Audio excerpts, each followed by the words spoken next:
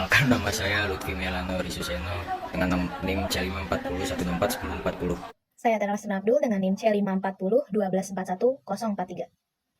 Halo, perkenalkan nama saya Yanita Putri Syifa Juli Forsa, NIM saya C540 1241 021. Perkenalkan, nama saya Harbi Maulan Said dengan NIM C5401241028. Perkenalkan, nama saya Rem Bukhari dengan NIM C5401241035. Perkenalkan, nama saya Deha Indonesia dengan NIM C4401241107. Perkenalkan, nama saya Nifata Mia Mulyani dengan NIM C54012410039. Perkenalkan, nama saya Dinda Misera Putri dengan NIM C4401241074. Assalamualaikum warahmatullahi wabarakatuh. Kami dari kelompok 5 akan mempresentasikan materi kami, yaitu analisis pendapat mahasiswa-mahasiswi IPB terkait pedagang kaki lima di Jalan Babakan Raya.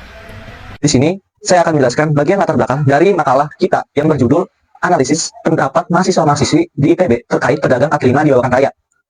Banyaknya keberadaan pedagang kaki lima di Babakan Raya menjadi bagian integral dari kehidupan mahasiswa di IPB. Para pedagang kaki lima di Babakan Raya menyediakan berbagai kebutuhan seperti alat tulis, toko baju, kebutuhan pangan, dan kebutuhan sehari-hari lainnya. Adanya para pedagang kaki lima di Babakan Raya ini memberikan kemudahan untuk mahasiswa di IPB. Di sisi lain, para pedagang kaki lima di Babakan Raya menimbulkan berbagai perdebatan seperti legalitas mereka, ketertiban mereka, dan kebersihannya. Ada beberapa mahasiswa di IPB beranggapan adanya para pedagang kaki lima di Babakan Raya merupakan solusi praktis untuk mempermudah kehidupan mereka. Dengan adanya para pedagang kaki lima di Babakan Raya bisa mempermudah untuk memenuhi kebutuhan yang mereka perlukan. Namun, ada beberapa mahasiswa di IPB lain yang beranggapan dari segi negatifnya, seperti tata letak kelola ruang publiknya dan ketertiban umumnya. Oleh karena itu, penting untuk menganalisis pandangan mahasiswa-mahasiswi di IPB mengenai keberadaan pedagang kaki lima di Babakan Raya.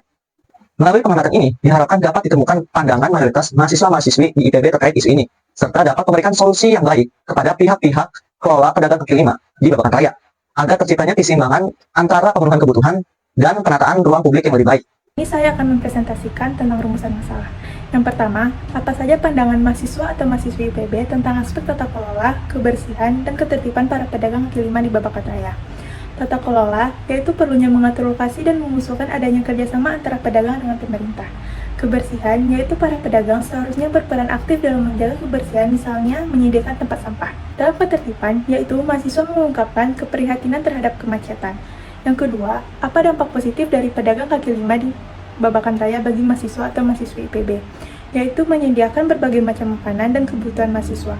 Yang ketiga, apa saja saran dan harapan mahasiswa atau mahasiswi IPB terkait pedagang kaki lima di Babakan Raya, yaitu peningkatan tata kelola, fasilitas kebersihan, dan kolaborasi dengan pemerintah. Yang keempat, seberapa padat pedagang kaki lima di sepanjang jalan Babakan. Di sini saya akan menjelaskan tujuan penelitian yang kami lakukan. Yang pertama, mengetahui perspektif mahasiswa-mahasiswi IPB terhadap keberadaan pedagang kaki lima di Babakan Raya.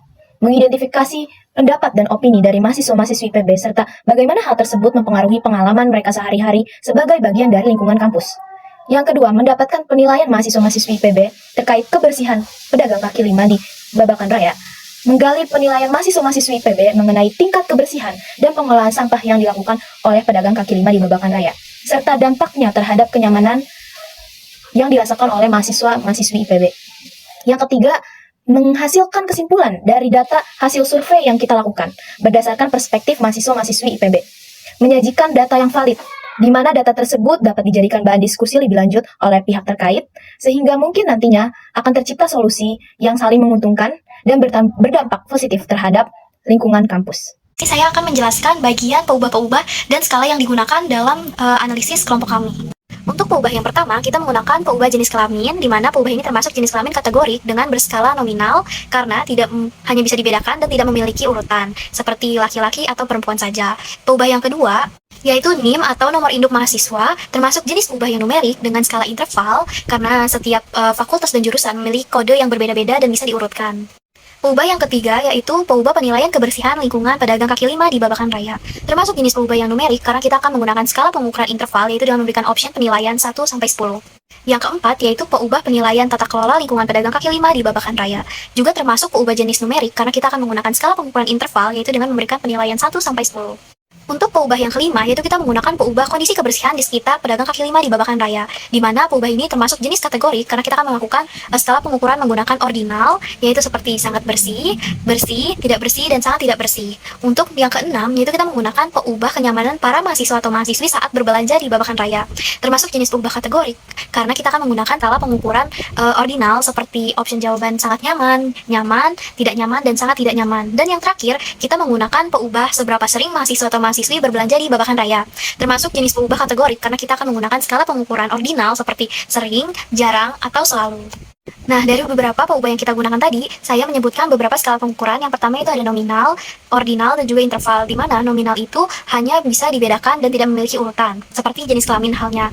Atau interval, yaitu jenis pengukuran kuantitatif atau yang memiliki angka yang bisa dibedakan dan bisa diurutkan. Sedangkan ordinal adalah skala pengukuran yang bisa dibedakan dan juga bisa dikategorikan dan diurutkan, tetapi tidak berupa nilai. Nah, dari jenis peubah, ada jenis peubah kategorik dan juga numerik. Jenis peubah Oke, kali ini kita akan membahas tinjauan pustaka. Kita akan membahas tentang pengertian kebersihan. Kebersihan lingkungan adalah menciptakan lingkungan yang sehat sehingga tidak mudah terserang berbagai penyakit seperti demam, berdarah, muntaber, dan lain-lain.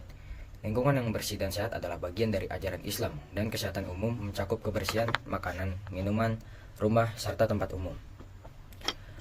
Undang-Undang Nomor 23 Tahun 1992 menekankan pentingnya lingkungan yang bebas dari resiko kesehatan.